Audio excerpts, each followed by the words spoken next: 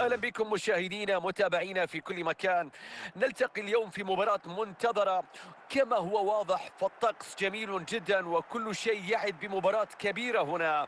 محدثكم فارس عوض معلقا على هذه المباراة، نرغب في مشاهدة مباراة مثيرة وممتعة في كل لحظاتها، حيث سيكون فريق مانشستر سيتي في مواجهة الميرينج ريال مدريد. وهذه هي فرصة لنستمتع بالأداء، وكذلك كل فريق عنده أهداف مختلفة من خلال هذه المواجهة.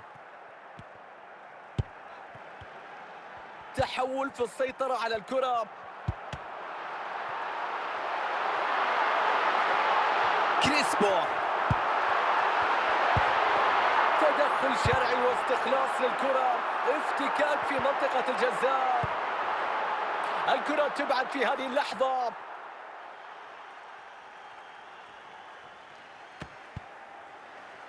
أنخيل دي ماريا، هيرنان كريسبو، ضاعت الكرة من السيتيزنز. هذه فرصة هدف، بوفون يتصدى والكرة ما زالت خطيرة، ممكن يتقدم في النتيجة. بوفون والكرة ما زالت في الملعب، ركنية لمصلحة الميرينجي.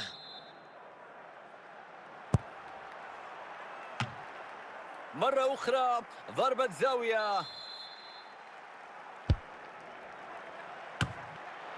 الله على الكرة في المرمى، الهدف يأتي هنا. كرة تغير اتجاهها بعد أن لامست الدفاع وأكملت طريقها إلى الشباك. عثمان ديمبلي، يستأنف اللعب الآن مع رمية التماس. ترتطم الكرة وتخرج إلى رمية تماس. فينيسيوس جونيور،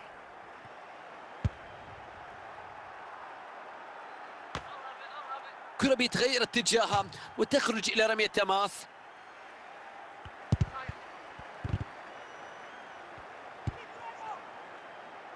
فينيسيوس، وصلت إلى فينيسيوس،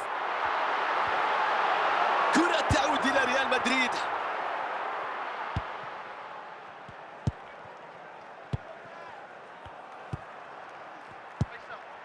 فينيسيوس جونيور. المباراة مشاهدينا توقفت كثيرا، وبالتالي حكم المباراة يحتسب الوقت بدل الضائع كأربع دقائق. ضربة حرة لريال مدريد.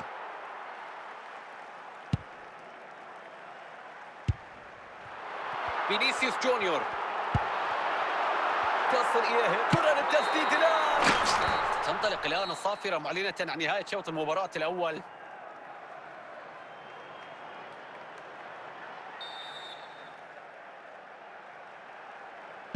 نعود إلى الملعب وأحداث الشوط الثاني من هذا اللقاء، حيث يتقدم ريال مدريد في النتيجة حتى الآن. صافرة وخطأ لمصلحة ريال مدريد. رودريغو،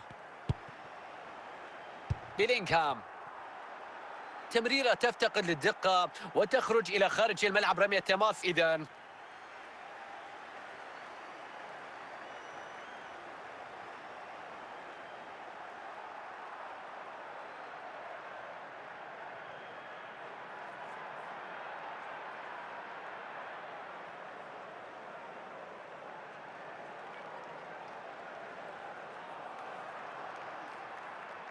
فينيسيوس جونيور،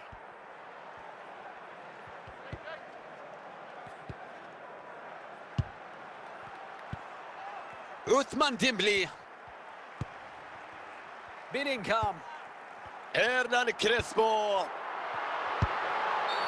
الحكم يمنح ركلة حرة لمصلحة مانشستر سيتي. هيرنان كريسبو، كرة بشكل جميل، تدخل حاسم هنا في ال18، ما زالت الفرصة أمامه، تدخل خطير في منطقة الجزاء، افتكاك سليم للكرة. رونالدينيو، بيلينغهام،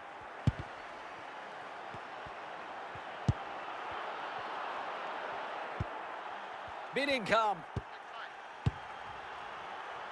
كرة عند بيلينغهام في التوقيت المثالي يأتي التدخل.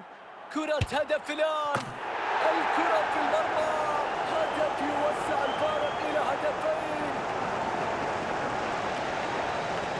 نشاهد الهدف مرة أخرى. الله على التسديدة، أي تصويبة هذه، كرة قوية جدا من المستحيل إيقافها. إذا عودة للمباراة مشاهدينا الكرام، والنتيجة الآن هدفين مقابل لا شيء. كيليان مبابي، عثمان ديمبلي، مبابي، بوفون يتصدى والكرة ما زالت خطيرة. الكرة بتروح، أصبحت خطيرة جدا على الفريق. نلعب الآن في آخر دقيقتين من عمر المباراة.